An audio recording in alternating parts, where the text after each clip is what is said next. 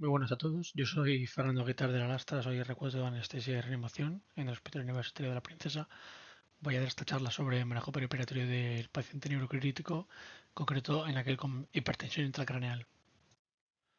Vamos a seguir este índice, primero una introducción del tema de los pacientes neurocríticos, después presentaremos el caso clínico a propósito del cual daré la sesión. Haremos un repaso de la fisiopatología cerebral porque pienso que es más fácil comprender todas las medidas que tomaremos en el quirófano teniendo en mente esta fisiopatología. Después hablaremos del diagnóstico de la hipertensión intracraneal y ya por último de su tratamiento preoperatorio, intra y posoperatorio.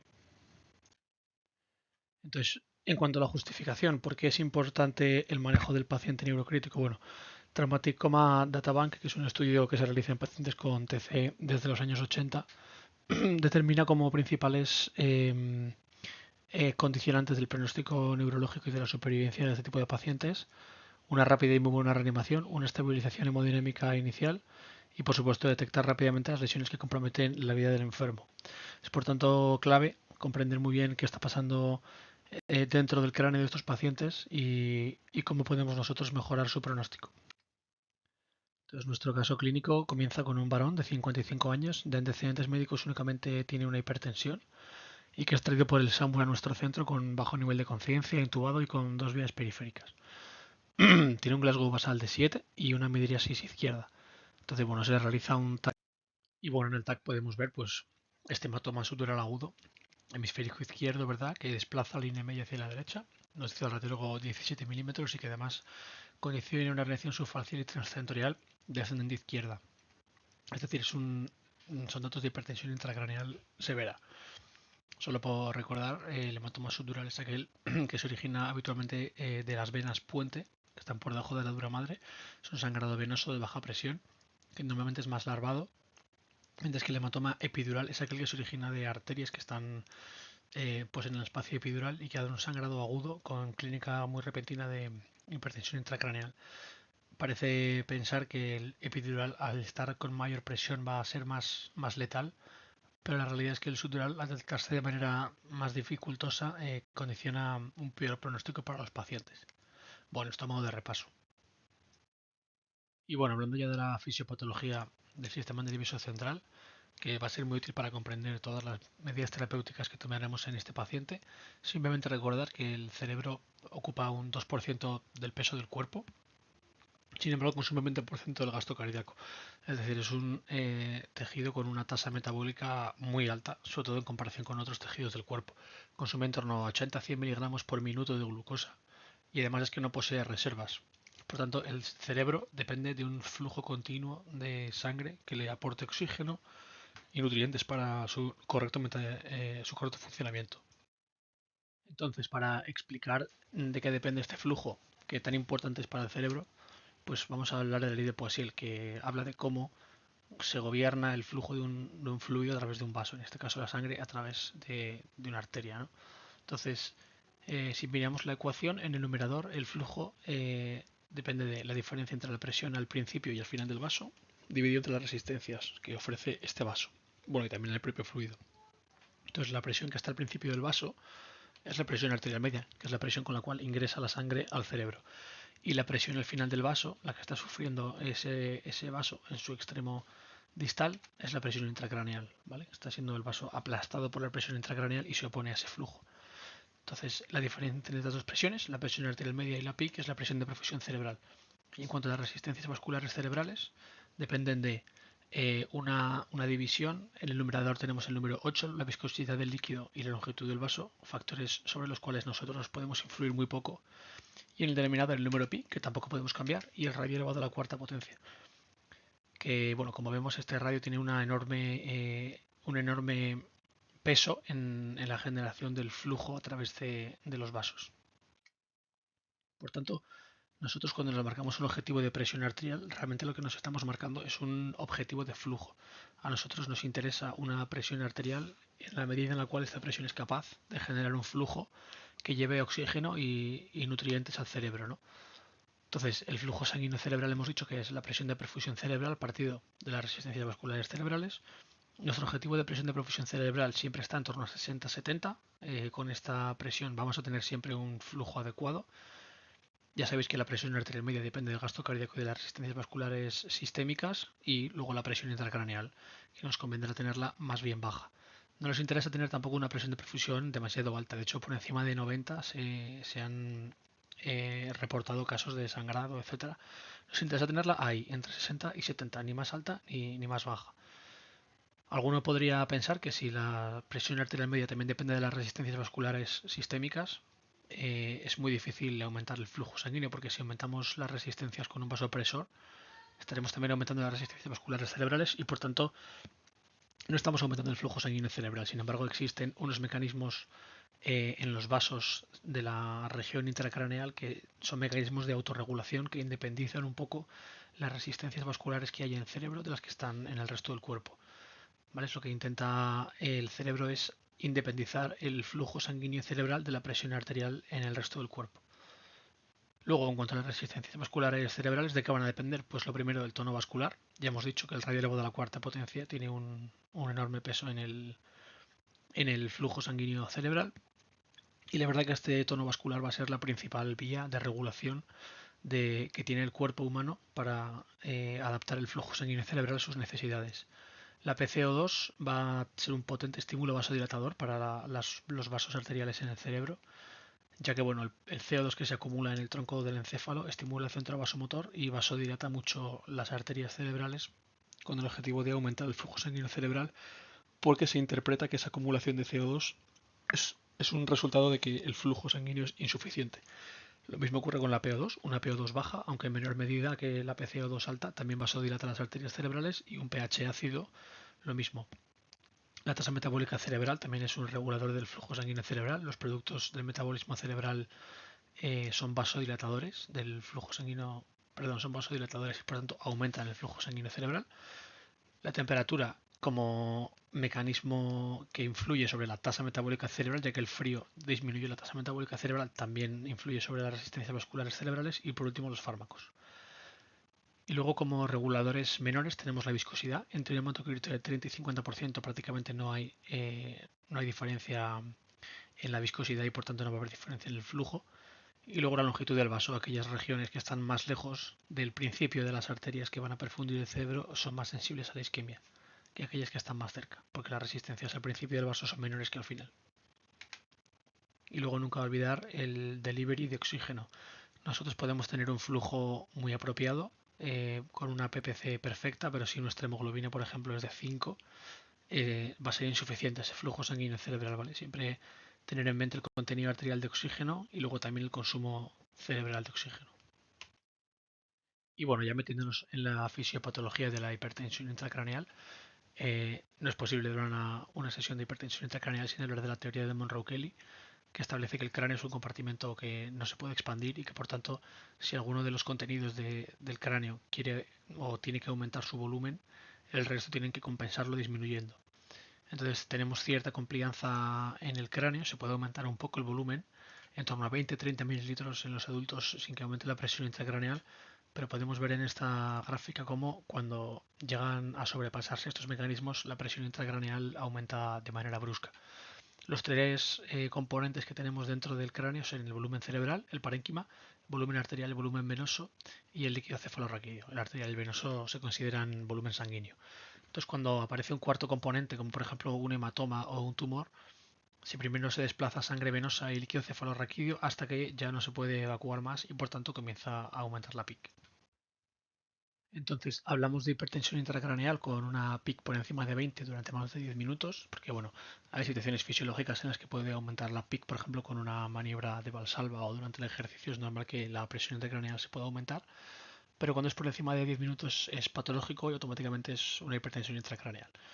Entonces, bueno, he querido traer este gráfico solamente para expresar la idea de que un aumento en la presión intracraneal, tanto por herniación, es decir, por lesión, digamos, mecánica directa de las neuronas, como por una disminución de la presión de perfusión que hace una isquemia, perpetúa mediante un edema el aumento del volumen intracraneal y de nuevo el aumento de la PIC. Es decir, la PIC que daña el cerebro genera en sí misma más PIC. Por tanto, es importante terminar con este mecanismo de generación de presión intracraneal lo más rápido posible. Es importante también decir que no es lo mismo un aumento agudo de la presión intracraneal con un aumento crónico. Por ejemplo, un tumor cerebral que va creciendo despacio es capaz de secar el parénquima cerebral que se encuentra a su alrededor y de fibrosar células gliales y por tanto el cerebro puede adaptarse mucho mejor que si es un hematoma, por ejemplo, que se forma de manera aguda y que ya no tiene este mecanismo de perder, por así decirlo, volumen cerebral y simplemente puede expulsar del cráneo sangre y líquido cefalorraquídeo. ¿Y cómo diagnosticamos la hipertensión intracraneal? Pues el gold estándar sería medir la PIC y si tenemos una PIC de más de 20 durante más de 10 minutos está el diagnóstico hecho. Lo que pasa es que esto nunca lo tenemos disponible, obviamente. Los pacientes acuden a urgencias con hipertensión intracraneal y no tenemos nunca puesto un sensor de PIC para verlo. Entonces, habitualmente lo que nosotros podemos ver es, en primer lugar, la clínica. La clínica de la hipertensión intracraneal es muy típica. Lo más clásico es la tríada de Cushing de hipertensión intracraneal. El cerebro normalmente cuando detecta que tiene poco flujo sanguíneo cerebral genera una hipertensión sistémica muy fuerte con una bradicardia refleja asociada con el objetivo de aumentar la presión arterial media y por tanto restablecer el flujo sanguíneo cerebral. Esto es lo que se ve bastante con la hipertensión y bradicardia en estos pacientes y que finalmente si continúa aumentando la presión intracraneal se daña el centro respiratorio y aparece la depresión respiratoria típica de estos pacientes. Luego el bajo nivel de conciencia por compresión del sistema reticular activador ascendente y también de la corteza. Podemos cuantificarla con la escala de Glasgow y la escala de Ford-Score, que está diseñada para pacientes críticos intubados, en los cuales el apartado verbal del Glasgow no es tan valorable. La cefalea por irritación de ramas meningias del quinto par, las náuseas y vómitos por estimulación del centro hemítico vulvar, la motilidad ocular, vemos un estrabismo convergente por parálisis del sexto par, que es el más largo, que tiene más trayecto intracraneal y por tanto el que más susceptible es a la presión intracraneal, y una midriasis reactiva, debido a que las fibras parasimpáticas del tercer par son las fibras más externas y por tanto las que están más expuestas a la presión intracraneal. Entonces es típico la parálisis del sexto par, que no se puede mover el ojo hacia adentro, estrabismo convergente, y que además hay una midriasis reactiva. Y por último, aunque es más raro, el hematoma espontáneo periorbitario. El diagnóstico de la hipertensión intracraneal por otros métodos que no son la clínica, pues serían el TAC, que es lo más habitual. Vemos datos indirectos de hipertensión intracraneal como el desplazamiento de reina media, desaparecen los surcos, se borran las cisternas basilares por la presión. Y por último, el papiledema o la ecografía del nervio óptico, que es la versión moderna del clásico papiledema. En cuanto al tratamiento de la hipertensión intracraneal, bueno, pues el objetivo principal es resolver la causa que genera la hipertensión intracraneal. En este caso, el hematoma, lo que hay que hacer es drenarlo. Hasta entonces, mientras el quirófano se prepara, el neurocirujano, si está localizado, acude al hospital, el paciente está en la urgencia, tenemos que subirlo al quirófano, puede pasar unos minutos, incluso a veces hasta una hora. Es importante satisfacer las demandas metabólicas de ese cerebro hasta entonces. Entonces hay que ingresarlo en una unidad de cuidados intensivos si no se puede ir directamente al quirófano y empezar con el tratamiento. Entonces nosotros como anestesistas tenemos que estar pendientes de varias cosas en este cerebro, ¿no?, de este paciente. Tenemos que garantizar una buena presión de perfusión cerebral al paciente, estar pendientes de los gases, la hemoglobina para un buen suministro de oxígeno y por supuesto de la tasa metabólica cerebral. Vamos a ir viendo todo esto uno por uno. Entonces, bueno, cuanto al control de la presión de perfusión cerebral, lo que ya he dicho antes, la autorregulación cerebral garantiza una independencia entre el flujo sanguíneo cerebral y la presión de perfusión cerebral. Una cosa es que tengamos una presión arterial media y una PIC, y otra es cómo va a jugar el cerebro con las resistencias que hay dentro del cráneo para mantener el flujo, de tal forma que entre 60 y 150 milímetros de mercurio en gente sana, en pacientes sanos, el flujo sanguíneo cerebral se va a mantener constante, aunque varíe la presión arterial media. Ya hemos hablado de la respuesta isquémica del sistema nervioso central y del reflejo de Cushing, que van a generar ese aumento de la presión arterial sistémica, pero independientemente de la presión arterial sistémica, las resistencias de los vasos se modifican para mantener el flujo sanguíneo cerebral. De la misma forma, cuando la presión arterial de O2 cae, es decir, se desplaza hacia la izquierda, aumenta el flujo sanguíneo cerebral y cuando la presión arterial de CO2 aumenta, también aumenta el flujo sanguíneo cerebral. Sin embargo, esto es muy bonito, pero en pacientes con traumatismo craneoencefálico, con daño neurológico agudo, esta autorregulación puede estar dañada. De tal forma que la curva que obtenemos es más bien una línea recta, una relación lineal entre la presión arterial media y el flujo sanguíneo cerebral. Es decir, que se vuelve mucho más dependiente de una correcta presión arterial media para perfundirse debidamente. Por lo tanto, en estos pacientes es muy importante que tengamos una presión arterial media adecuada para perfundir el cerebro, ya que ha perdido casi con toda probabilidad sus mecanismos de autorregulación y es necesario mantener nosotros una correcta presión de perfusión. Entonces, ¿cómo controlamos la presión arterial? Bueno, pues la autorregulación va a estar alterada casi seguro. La hipotensión nos va a llevar a una isquemia. Entonces tenemos que poner vasopresores si precisa para tener una sistólica entre 100 y 110. Una mayor presión de perfusión se supone que consigue perfundir arterias estenóticas a la vez que al contraer arterias sanas, pues redirige ese flujo hacia arterias que están más estenóticas. En cuanto a la hipertensión, se asocia a sangrado. Sin embargo, no debemos disminuir más de un 20% de su presión arterial media habitual, ¿vale? Porque estos pacientes tienen la autorregulación, la curva desplazada hacia la derecha, son más dependientes de estar hipertensos. Hay que evitar los vasodilatadores directos porque abren tanto las venas como las arterias intracraneales y pueden aumentar bastante la PIC. Y bueno, con reducir la sistólica entre 130 y 140 estamos bien, ¿vale? No hace falta reducirla más. Hay que ser progresivo en el tratamiento de la hipertensión para no hacer baches hipotensivos que son los que van a dañar el cerebro y por supuesto evitar picos hipertensivos al intubar, etcétera. Ser muy delicados con la hemodinámica de estos pacientes. La taquicardia también se asocia a sangrado. Debemos tratarla en su origen, ver si es fiebre, si es actividad epiléptica, ver si es dolor y cuando hayamos identificado la causa, tratarla. Aún así, si no encontramos ninguna causa, podemos asumir que es un tono simpático aumentado de los pacientes con hipertensión intracraneal y podemos poner betabloqueantes. El objetivo es alcanzar una frecuencia cardíaca, entre 60 y 90 latidos por minuto. Y luego poner el transductor a nivel del conducto auditivo externo para hacer el cero y garantizar que la presión arterial media que vamos a registrar es la que se encuentra en el cráneo. Aquí tenéis algunos fármacos que se pueden poner para tratar la hipotensión en estos pacientes con hipertensión intracraneal y las dosis. En nuestra unidad la verdad que utilizamos el clopidogrel bastante en la reanimación y en el intraoperatorio la betalol y atenolol. También usamos bastante el urapedilo. En cuanto al control de la presión parcial de CO2 y de oxígeno, la forma más precisa de controlarlas es con la intubación endotraqueal y con la ventilación mecánica.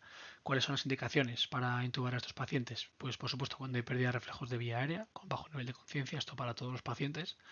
Cuando hay datos de hipertensión intracraneal severa, que casi siempre también se van a acompañar de pérdida de reflejos de vía aérea. Y cuando hay agitación o agresividad, pues que nos impide tratar correctamente a los pacientes. En cuanto al nivel de CO2 que se recomienda, lo normal es la normocapnia. Entre 35 y 45 de entidal de CO2 está perfecto. Recordar siempre hacer una gasometría para confirmar que el gradiente entre la PCO2 y el entidal es lo normal, que suele ser entre 0 y 5, y que no hay un aumento pues por cualquier motivo que esté aumentando el espacio muerto y que a lo mejor tenemos al paciente hipercápnico y no lo estamos detectando con el entidal. En cuanto a la PO2 por encima de 60, como en todos los pacientes, y la hipocapnia, es decir, una PCO2 de 32-35, que es lo que se considera una hipocapnia leve, es un recurso que puede estar justificado, ya que con la hipocapnia lo que vamos a conseguir es una vasoconstricción cerebral, que va a disminuir el volumen sanguíneo cerebral y por tanto la PIC, pero debe ser una cosa temporal y controlada. ¿Por qué? Porque cuando hacemos una vasoconstricción cerebral también podemos estar causando isquemia en territorios susceptibles y por tanto tenemos que estar de alguna manera controlando si estamos haciendo isquemia o no. Lo ideal es tener un sensor de presión tisular de oxígeno, que la realidad es que en nuestro centro no se pone nunca, pero bueno, por lo menos podemos poner un INVOS o un NIRS o cualquier sensor de saturación cerebral para ver si con nuestra hipocapnia estamos disminuyendo mucho o no el oxígeno cerebral. Y debe ser una cosa que nos debe dar respeto, debe ser algo que sea temporal mientras otras medidas disminuyen la presión intracraneal.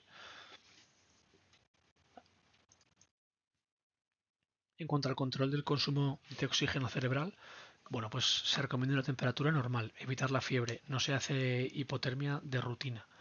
En cuanto a la actividad comicial, siempre vigilar. Recordar que estos pacientes, si los tenemos en quirófano relajados, no vamos a ver las convulsiones tónico-clónicas, pero bueno, hay que estar atentos al BIS, hay que estar atentos a la hemodinámica y pensar siempre que un paciente con una lesión supratentorial puede tener una crisis.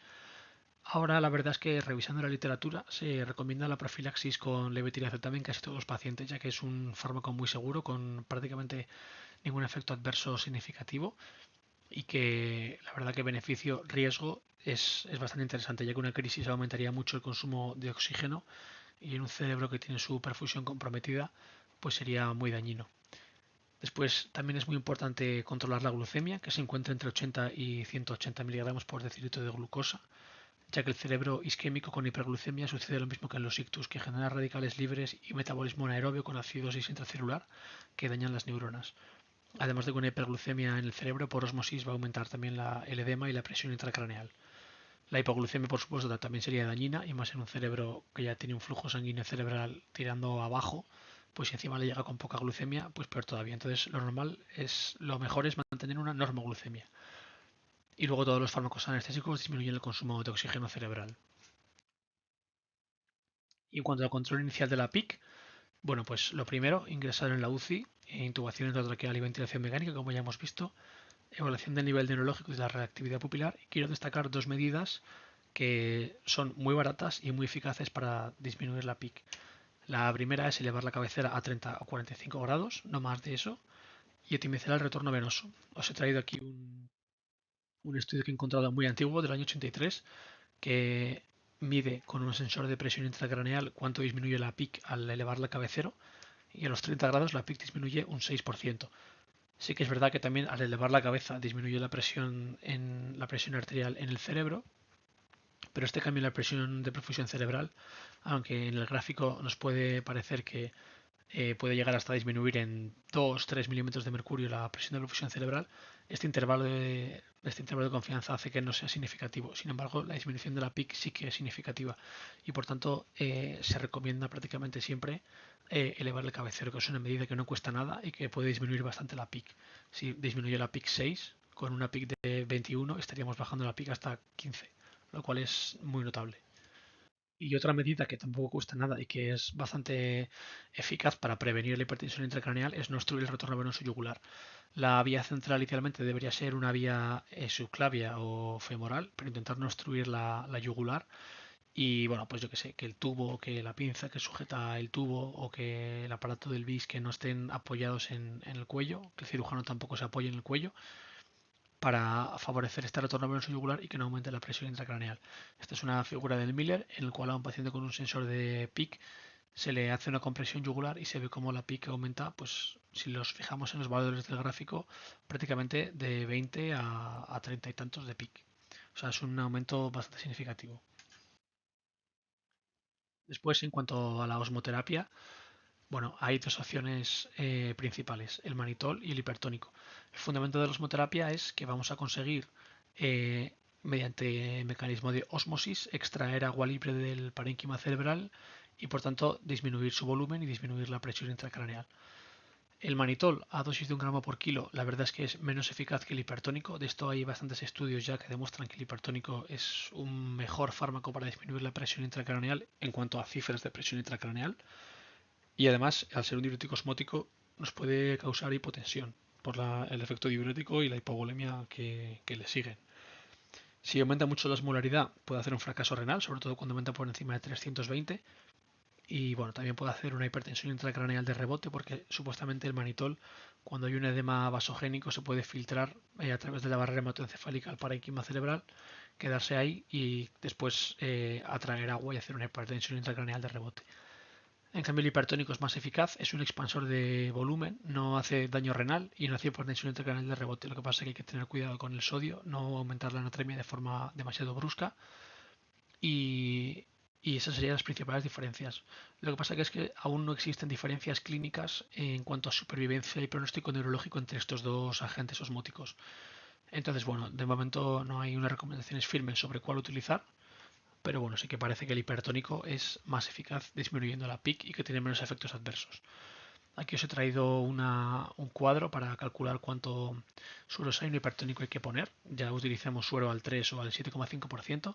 Normalmente al 20% nunca lo usamos porque pues son ampollas de 10 mililitros y es demasiada concentración. Y bueno, para no tener que hacer tantos cálculos a mano, os he traído aquí un código QR con un Excel del cual podéis meter la anatremia objetivo, el peso del paciente y la anatremia de la cual parte y os calcula cuántos mililitros de cada solución tenéis que poner. Y luego un riesgo bastante importante de la osmoterapia, que de hecho en algunos libros aparece, es que si se realiza una osmoterapia muy enérgica y se consigue disminuir el volumen cerebral dentro del cráneo, podemos darle más espacio al hematoma para expandirse y por tanto se puede resangrar. Las cifras de cuántos pacientes resangran están en torno a un 38%. Es decir, es raro que los pacientes, o sea, perdón, no es tan raro que los pacientes resangren. Pero bueno, es un riesgo que está ahí. En algunos libros te indican que si se está herniando el paciente, que le pongas osmoterapia y que vayas al quirófano. Y bueno, en otros dicen que está contraindicado en caso de sangrado. Cada uno puede valorar. Yo creo que si el paciente efectivamente se está herniando o incluso se puede estar enclavando, a lo mejor sí que merece la pena arriesgarse a poner osmoterapia y, y bueno, pues sí de quirófano para drenar la causa. Pero bueno, esto es una opinión personal, la evidencia que hay es esta. Y luego en cuanto a los corticoides, no están indicados en la hipertensión intracraneal aguda, pero sí lo están en la hipertensión intracraneal de origen tumoral, es decir, en la neurocirugía programada normalmente los pondremos, pero en este tipo de pacientes que se operan de urgencia para evacuar una hipertensión intracraneal aguda no están indicados. De hecho, en varias guías como esta que os traigo no están indicados y de hecho se asocian a mayor riesgo de complicaciones infecciosas y por tanto la conclusión es que no hay que ponerlos. Aquí os traigo algunas recomendaciones de no hacer. El manitol no se pone en perfusión porque queremos un aumento brusco de la osmolaridad para quitar agua del cerebro. Tampoco se dejan los osmóticos pautados de forma rutinaria, solo si el paciente lo precisa. Tampoco se hace de rutina un drenaje lumbar del equio cefalorraquídeo. No se pone furosemida, los corticoides ya hemos dicho que no. Tampoco perseguimos la supresión del electroencefalograma con propofol.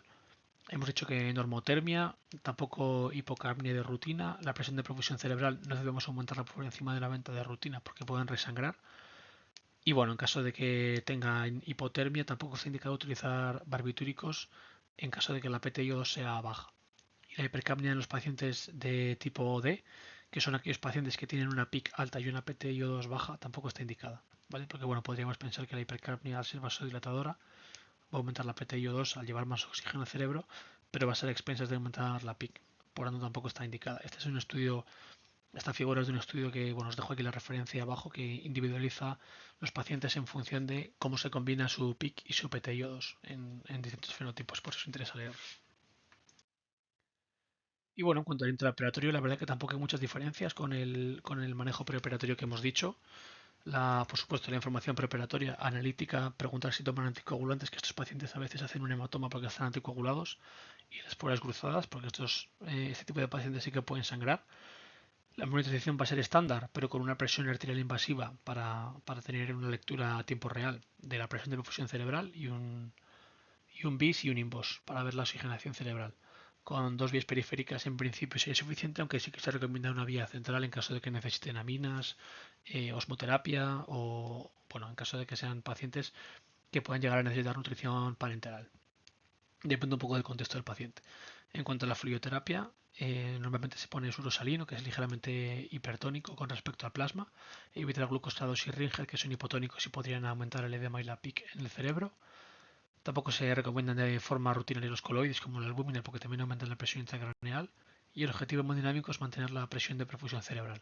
La profilaxis antibiótica con cefazolina 2 gramos es lo que solemos poner en nuestro centro y se realiza por supuesto una anestesia general. Aquí os traigo todos los anestésicos que tenemos.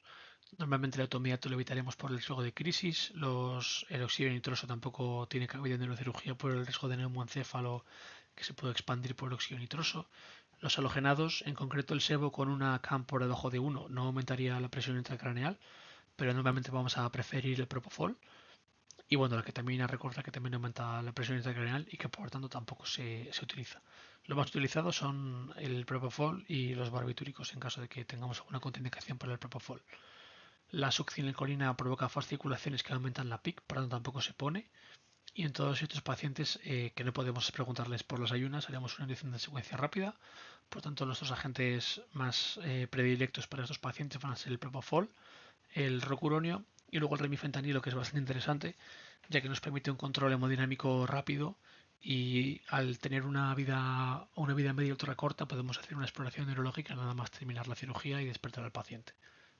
Y luego recordar siempre descartar una lesión cervical en el TAC para intubar, sobre todo cuando los pacientes se han caído o son politraumas, etcétera. Siguiendo con el intraoperatorio, ya hemos hablado de la osmoterapia. En cuanto a la ventilación mecánica, se recomienda no almocapnia, excepto casos extremos, siempre de forma justificada y controlada, como hemos comentado, y una PIP en general menor de 12 para no aumentar tanto la presión intratorácica y favorecer el retorno venoso. No se realiza hipotermia de rutina, ya hemos hablado de la glucemia y de los antiepilépticos, y luego el umbral transfusional de los pacientes se pone en 7 gramos por decilitro. Somos más bien restrictivos más que liberales. Entonces, bueno, volviendo a nuestro caso, del cual nos hemos alejado hace unas cuantas diapositivas, en nuestro paciente se le realiza una TCI de propofol con remifentanilo, se canaliza una vía venosa central y una arteria radial izquierda que ya se habían canalizado en la reanimación antes de acudir a quirófano. Está con tendencia a la hipertensión, probablemente por este reflejo de Cushing del que hemos hablado, en torno a 140-70 que precisa bolos de urapidilo. No se realiza osmoterapia y se pone salino a 0,9%. Se le pone profilaxis también antiepiléptica y al terminar la cirugía, al evacuar el hematoma, la midriasis se ha resuelto. Los cirujanos informan en su protocolo quirúrgico de que era una vena puente que estaba bastante grande y con un sangrado activo que se coagulaba y que con eso conseguían resolver el sangrado y el parénquima queda muy relajado con el lecho exangüe. Dejan el cráneo otra vez en su sitio pero sin fijar la craneotomía. Dejan el cráneo pero sin fijar el hueso al resto del cráneo y bueno, pues como digo, el paciente vuelve a la reanimación. Esta diapositiva la he querido poner para bueno, no pensar que ahora como ya le hemos evacuado el hematoma, el paciente ya está fuera de peligro. La realidad es que más allá de las complicaciones que pueda tener como un resangrado o cualquier otra cosa que pueda tener dentro del cráneo, ya solo por haber estado sometido a una presión intracraneal alta existe un daño secundario, ya que ahora viene toda la citotoxicidad de las neuronas que han estado sufriendo y que pueden generar un edema cerebral en el posoperatorio. Entonces, estos pacientes hay que monitorizarles de manera exhaustiva, clínica y si podemos monitorizar la PIC, que ahora vamos a ver cómo se monitoriza en este tipo de pacientes. Entonces al llegar a la REA se retira la sedación, se le hace un Glasgow que es de 6, sobre todo a expensas de la respuesta motora, que retira el dolor. Se le deja con sedación mínima para adaptar al respirador y se le pone una perfusión de clevidipino porque está muy hipertenso. Aquí como punto a mejorar, quizás habría estado bien poner un capnógrafo para controlar el interior de CO2, pero bueno, la verdad que en general bastante bien y bastante completo el manejo, sobre todo porque incluye una exploración neurológica a su llegada a la reanimación. En cuanto a la pseudoanalgesia en neurocríticos, bueno, pondremos la mínima pseudoanalgesia para adaptar al paciente a la ventilación mecánica y controlar el dolor. Y el mejor monitor que tenemos es la exploración neurológica. A excepción del TCE severo con hipertensión intracraneal no controlada, en esos pacientes tendremos una sedación profunda con el objetivo de disminuir el consumo metabólico cerebral, pero bueno, hasta que la PIC esté controlada, ¿vale? Más allá de eso, los pacientes neurocríticos tienen que estar todo lo despiertos que podamos, lo mínimo para que toleren el tubo y ya está. Se le realiza un TAC de control a nuestro paciente, vemos que el hematoma prácticamente se ha resuelto, hay bastante aire, pero bueno, la verdad que está mucho mejor, la línea media vuelve a estar centrada, han reaparecido los surcos cerebrales que habíamos perdido y lo único informa el radiólogo de una pequeña lesión frontal izquierda que parece isquemia con transformación hemorrágica o más bien una contusión hemorrágica. Se realiza una ventana de sedación, propofol a 6 mililitros hora es lo que tenía y obedece órdenes, conecta, tiene una hemiplegia derecha y se encuentra en presión soporte CPAP. Está hipertenso con una profusión de clevidipino a 10 mililitros hora y la verdad que lo que más llama la atención de todo esto pues es esta hemiplegia derecha. Pero bueno, se puede achacar a esa pequeña lesión frontal que tiene y de momento lo que se hace es avanzar con el paciente. Se reintroducen los antihipertensivos orales, se le inicia la nutrición enteral y una nueva ventana de sedación. Se le deja ya únicamente con director nocturno si precisa, la verdad que tolera muy bien el tubo y se deja planteada a la guardia si durante la tarde está más despierto e intentar extubar. Sí que es verdad que estaba un poco bradimneico en presión soporte, entonces bueno, se deja un poco esas instrucciones a la guardia, pero la verdad es que no se consigue extubar. Al día siguiente el paciente tiene un pequeño retroceso neurológico, abre los ojos a la llamada, pero ya no obedece órdenes como sí que hacía el día anterior, con unas pupilas isocóricas y reactivas, no vuelve a tener esa midriasis izquierda que tenía cuando ingresó. pero la verdad que este retroceso neurológico nos hace sospechar que hay alguna lesión intracraneal. ¿Y hay algún medio que tengamos a pie de cama para detectarla? La verdad es que si sospechamos que ha pasado algo dentro del cerebro, pues lo esperable es que haya aumentado la PIC, ¿vale? Pues sea por cualquier causa, por un sangrado, por un edema, tener la PIC monitorizada es muy importante. Entonces, ¿cómo podemos responder esta pregunta? ¿Cuál es actualmente la PIC de este paciente? Las indicaciones para monitorizar la PIC son basadas en la Conferencia Internacional de Monitorización Multimodal que se hizo en 2021, el TCE grave, que está en riesgo de desarrollo de una hipertensión intracraneal. Este paciente en principio ha sido insutural agudo espontáneo, no es un TCE. O en los casos de hemorragia subaracnoidea, intracraneal o cualquier otra patología craneoencefálica que no sea traumática, como este caso, y que se encuentre en riesgo de hipertensión intracraneal. En estas guías, bueno, se da por hecho que hablan de una monitorización invasiva, pero la realidad es que nosotros tenemos pocos pacientes con monitorización invasiva de la PIC, porque es verdad que estos monitores no están exentos de complicaciones. Entonces, los monitores invasivos, que como digo son más precisos, son continuos, también tienen riesgos, ya que bueno, al colocarlos pueden sangrar, hacer hemorragias intracerebrales y además se pueden infectar, ya que van a estar ahí varios días expuestos al aire ambiente y aunque se utilicen medidas de asepsia para tocarlos, pues se pueden infectar. El más preciso es el catéter intraventricular y luego pues también se pueden poner intraparenquimatosos, subaracnoideos, incluso epidurales, pero estos son menos precisos.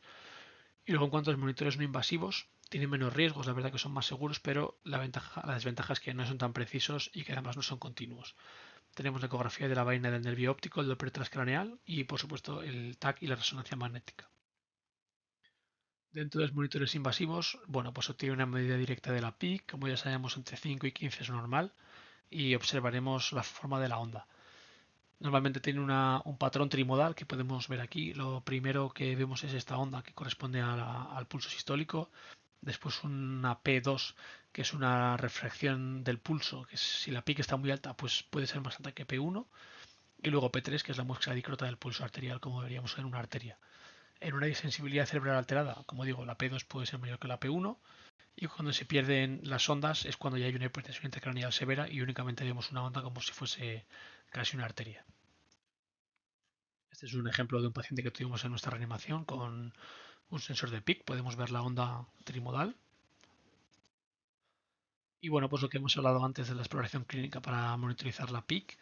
En este caso lo que tenemos es un bajo nivel de conciencia y una hipertensión. Son los datos así que más nos hablan de PIC. Y en cuanto a los monitores no invasivos, que ya hemos dicho la exploración neurológica, dentro de ella está el nivel de conciencia, que os traigo las escalas de Glasgow y de Forest-Score. Bueno, el Forest-Score sustituye la respuesta verbal del Glasgow por reflejos del tronco del encéfalo y por la respiración, pero bueno, es más difícil de hacer y la verdad que su uso está menos extendido. Pero bueno, se puede utilizar y la verdad que para este tipo de pacientes está mucho más adaptada. Después otro monitor no invasivo aparte de la clínica, pues es la vaina del nervio óptico.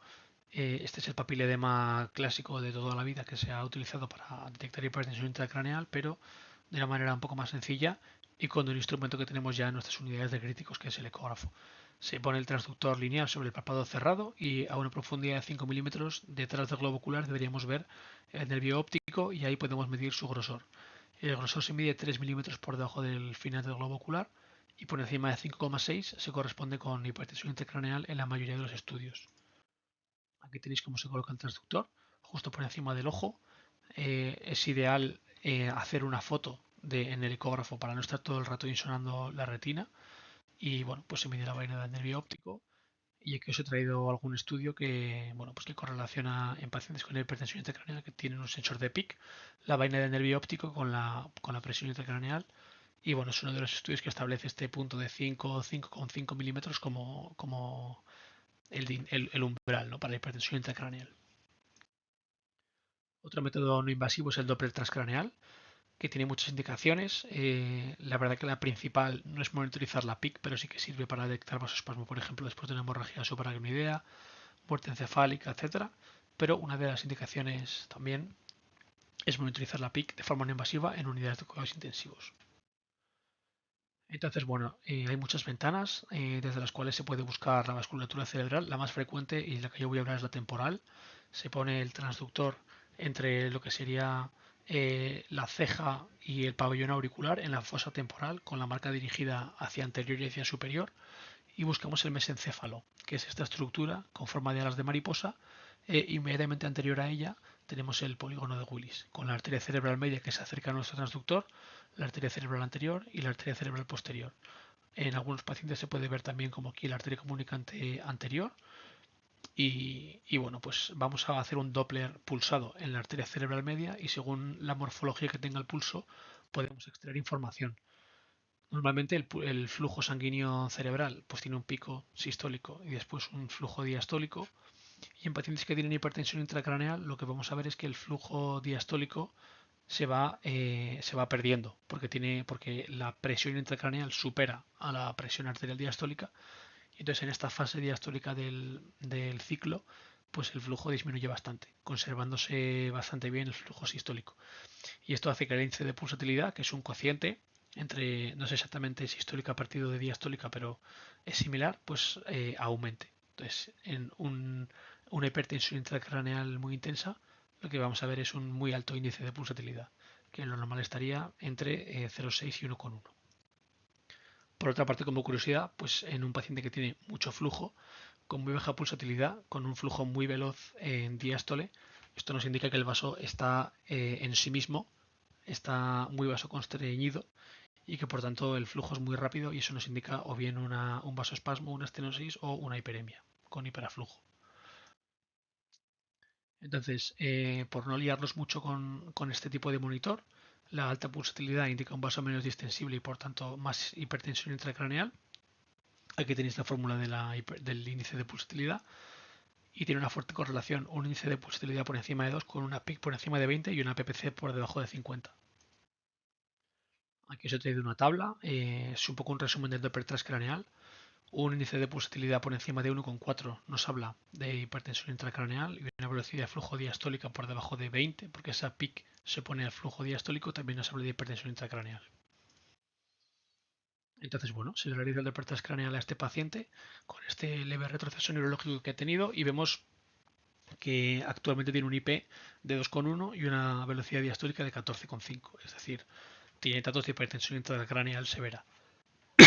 Cabe destacar que no lo contaba antes por no mezclar, pero cuando llegó a la REA se le hizo un Doppler test craneal que tenía un índice de pulsatilidad de 1,2 y una velocidad diastólica de 20, es decir, que tenía los parámetros en rango. Por tanto, algo ha pasado que está aumentando su presión intracraneal.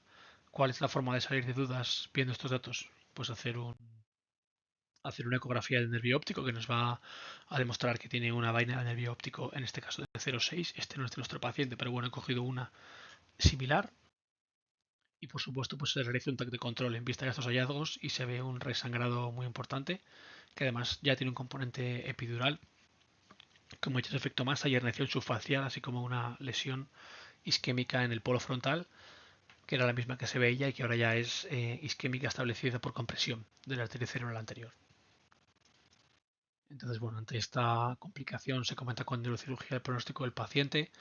No se cree que se pueda beneficiar de una reintervención quirúrgica ya debido a la isquemia establecida y al daño que ya tiene, y se limita el esfuerzo terapéutico y se traslada al paciente para donación a la sistolia. Entonces, ¿qué conclusiones podemos sacar de este caso?